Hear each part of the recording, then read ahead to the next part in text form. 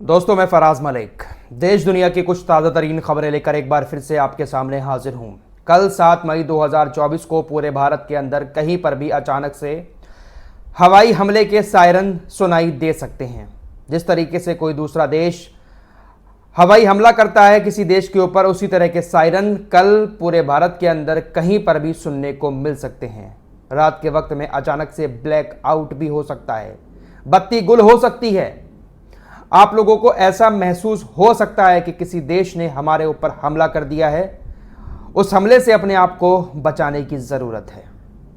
क्या है पूरा मामला, इस वीडियो में डिटेल से आपके सामने रखने की कोशिश करूंगा। भारत सरकार ने बाकायदा इसको लेकर बयान जारी किया है, आदेश दे दिया है कि हवाई हमले से बचाने के लिए अपने आप को 7 मई को तैयार रहें, मॉक ड्रिल होगी। क्या है पूरा मामला आगे बताएंगे, लेकिन पहले आपको हुतीस की तरफ लिए चलते हैं। पिछली रिपोर्ट में मैंने आप लोगों को बताया था, हुतीस ने एक बैलिस्टिक मिसाइल से इजराइल की राजधानी तेल अवीव में बने सबसे बड़े बेन गुरियन हवाई अड्डे पर हमला किया। इजराइल और अमेरिका के जो एयर डिफेंस सिस्टम वहां पर तैनात हैं, जिसको काफ़ी ताकतवर माना जाता है कि कोई भी विदेशी हमला करता है इजराइल के ऊपर, उसको वो मार गिराते हैं। लेकिन उन सभी को चकमा देते हुए हुतीस की मिसाइल बेन गुरियन हवाई अड्डे की जो सबसे मेन टर्मिनल है उसके पास जाकर गिरी। सारी चीज़ें आप लोगों को लास्ट वीडियो में बता चुका हूं। हमला कामयाब हुआ हुतीस का। इजराइल के एयर डिफेंस सिस्टम पर सवाल उठना शुरू हो गए। इजराइल ने ईरान के ऊपर भी आरोप लगाया कि ये ईरान की टेक्नोलॉजी का इस्तेमाल करके ही, ईरान की मिली भगत से ही हुतीस हमला कर रहे हैं। फिलहाल नेतन्याहू ने कल ही कह दिया था कि धमाके बहुत ज़्यादा होंगे और इस हमले का बदला लिया जाएगा। रात के वक्त में इजराइल ने इस हमले का बदला शुरू भी कर दिया। तकरीबन कई सारी रिपोर्ट्स आ रही हैं, उसके मुताबिक 25 से 30 इजराइल के लड़ाकू विमान यमन की तरफ जाते हैं। इजराइल के लड़ाकू विमानों ने जो होदैदा शहर है, जहां पर हुतीस का नियंत्रण है, समुद्र के किनारे ये बसा हुआ है। होदैदा का नाम आप लोग लगातार सुनते होंगे, एक बहुत बड़ी बंदरगाह भी है। होदैदा में ही हुतीस के बहुत सारे ठिकाने भी हैं। रिपोर्ट्स के मुताबिक इजराइल के लड़ाकू विमानों ने होदैदा में बमबारी की। इसके अलावा अमेरिका के कुछ लड़ाकू विमान राजधानी सना में बमबारी करके वापस लौट आए। बमबारी के बाद जो तस्वीरें सामने आई हैं उसमें आग जलती हुई दिखाई दे रही है, और आग भी ऐसी वैसी नहीं है, ख़तरनाक आग। खबरों के मुताबिक लगातार बम की आवाज़ें जब आईं, उसके बाद इलाके में हड़कंप मच गया। कितने लोगों की मौत हुई है, हुतीस को कितना नुकसान हुआ है, इसकी जानकारी अभी सामने नहीं आई है। लेकिन हुतीस की तरफ से जवाब दे दिया गया है कि ये जो हमले किए हैं अब इजराइल ने, हमारे हमलों के लिए तैयार रहे। हम भी ऐसा जवाब देंगे इजराइल को कि इजराइल याद रखेगा, जिसके चलते हुए इजराइल ने अपने तमाम इलाकों में अलर्ट जारी कर दिया है। तो ये जंग जो है वो ख़त्म होने का नाम ही नहीं ले रही है। कभी कभी ऐसा लगता है कि चलिए अब सब कुछ ठीक है, हमले नहीं हो रहे हैं ज़्यादा, लेकिन अचानक से जंग एक नया रूप ले लेती है। गाज़ा में पूरी तरीके से कब्जा करने के आदेश नेतन्याहू ने दे दिए हैं। पिछली रिपोर्ट में भी आपको बताया था कि रिजर्व सैनिकों को बुला लिया गया है।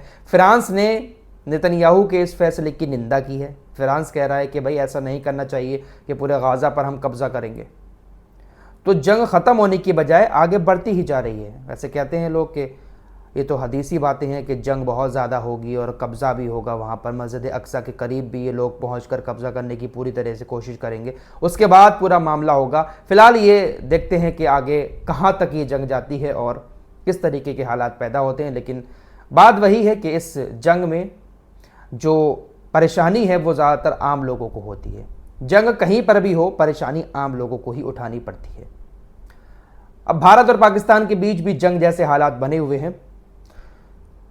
एक कायराना हमला पहलगाम के अंदर, आतंकी हमला हमारे देश के लोगों के ऊपर हुआ, जिसके बाद दुनिया भर में इसकी चर्चा हुई। गुस्से वाली बात है, वाकई में गुस्सा आना भी चाहिए और इसका बदला भी आतंकियों से लेना चाहिए। फिलहाल इधर से बहुत सारे प्रतिबंध पाकिस्तान के ऊपर कुछ लगाए गए, उधर से पाकिस्तान ने भी कुछ प्रतिबंध लगा दिए हैं। लेकिन सबसे बड़ी बात यही चल रही है कि हमला भी भारत कर सकता है पाकिस्तान के ऊपर, और जब भारत हमला करेगा तो हो सकता है पाकिस्तान भी जवाब में कुछ ना कुछ हमला कर दे, जिसके चलते हुए अब भारत सरकार ने कल एक ऐलान किया है। भारत के अंदर अब मॉक ड्रिल कराई जाएगी, युद्ध की मॉक ड्रिल। 1971 में मॉक ड्रिल हुई थी, तब से आज तक कोई मॉक ड्रिल नहीं हुई है। आसान भाषा में और आम भाषा में आप लोगों को समझा देता हूं। मॉक ड्रिल मतलब एक नकली सीन क्रिएट किया जाएगा, एक नाटक की तरह, कि जैसे हमारे ऊपर हमला हो रहा है। कोई देश हमारे ऊपर हमला करेगा तो हमले से पहले जिस तरीके से सायरन बजाए जाते हैं कि भाई हमला हो रहा है, सायरन बजना शुरू हो जाते हैं। आपने इजराइल में ऐसा देखा होगा कि जब इजराइल के ऊपर हमला होता है तो सायरन बजते हैं। तो कुछ ऐसे ही सायरन कल 7 मई 2024 को भारत के अंदर अचानक से सुनने को मिलेंगे। ऐसा सीन क्रिएट किया जाएगा, ऐसा एक नाटकीय ड्रामा किया जाएगा कि जैसे हमारे ऊपर कोई हमला हो रहा है। और ये मॉक ड्रिल इसलिए की जाएगी ताकि अगर हमारे ऊपर कोई देश हमला करता है, जैसे पाकिस्तान हमला करता है, तो उससे पहले जो सायरन बोलेंगे तो हम अलर्ट हो जाएं और अपने आप को बचाने के लिए कहीं सेफ जगह पर चले जाएं। और आसान भाषा में आप लोगों को समझा दूं तो भारत के लोगों को यह प्रैक्टिस कराई जाएगी कि अगर हमारे ऊपर पाकिस्तान हमला करता है तो हमें कैसे मालूम पड़ेगा। जब सायरन बोलेंगे तो उससे हमें मालूम पड़ेगा कि हमारे ऊपर कोई हवाई हमला हो रहा है, और उन सायरन को सुनने के बाद आपको किस तरीके से अपना बचाव करना है, इन सारी चीजों का अभ्यास कराया जाएगा। रेलवे स्टेशन पर, बस स्टेशन पर, मॉल में, या जो भी बड़े बड़े पब्लिक प्लेसेस है या किसी और आम जगहों पर यह मॉक ड्रिल होगी कि हवाई हमला जब हमारे ऊपर होता है या कोई भी बड़ी आपदा हमारे ऊपर आती है तो उससे अपने आप को किस तरीके से बचाना है।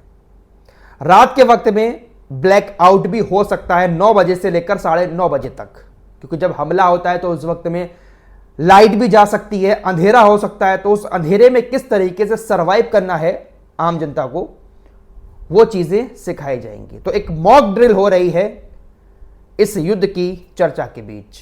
1971 में भी जब जंग हुई थी उस वक्त भी एक मॉक ड्रिल हमारे देश के लोगों के साथ हुई थी। तो देश के बहुत सारे राज्यों में इस तरह की मॉक ड्रिल कल शाम को 7 बजे होगी। हो सकता है कि आपको अचानक से हवाई हमलों के सायरन सुनाई देने लगे, तो आपको घबराने की जरूरत नहीं है। बस ये एक मॉक ड्रिल है और इससे आपको बचाना कैसे है, और ये ऐसी जगहों पर होगा वहां पर बहुत सारी पुलिस वगैरह भी होगी, सब सुरक्षा एजेंसियां अलर्ट मोड पर है। तो एक तरीके का अभ्यास कराया जा रहा है कि जब हमला होगा तो हमें कैसे बचना है। लाइट भी जा सकती है और भी कुछ स्थितियां पैदा हो सकती हैं इस मॉक ड्रिल के दौरान। तो मोदी सरकार की तरफ से मॉक ड्रिल का ये ऐलान कर दिया गया। इसमें आम जनता भी अभ्यास करेगी और जो और एजेंसियां हैं भारत की, जैसे फायर ब्रिगेड हुआ, एनडीआरएफ की टीमें हुई, मेडिकल टीमें हुई, जो भी टीमें हैं उन सब की मॉक ड्रिल होगी कि जब कोई आपातकाल आता है, कोई हमला होता है, कोई इमरजेंसी आती है, तो उस वक्त में आपको किस तरीके से काम करना होगा। फिलहाल मिडिल ईस्ट की तरफ वापस आते हैं।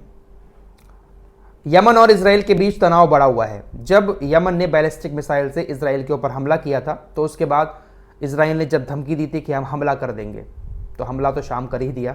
लेकिन जब इसराइल ने हमला किया उससे पहले ईरान ने धमकी दी थी कि अगर आप यमन के ऊपर हमला करोगे तो हम भी आपके सैन्य ठिकानों पर हमले करेंगे। अब देखना होगा कि यमन के ऊपर हमला कर दिया है इसराइल ने, तो अब ईरान क्या हमला करेगा इसराइल और अमेरिका के सैन्य ठिकानों पर। फिलहाल एक बड़ी खबर यह आ रही है कि कासिम बशीर नाम की एक बैलिस्टिक मिसाइल का अनावरण किया है और उसका सफल परीक्षण भी किया है ईरान ने, जिसकी जो मारक क्षमता है वो तकरीबन 1200 किलोमीटर है।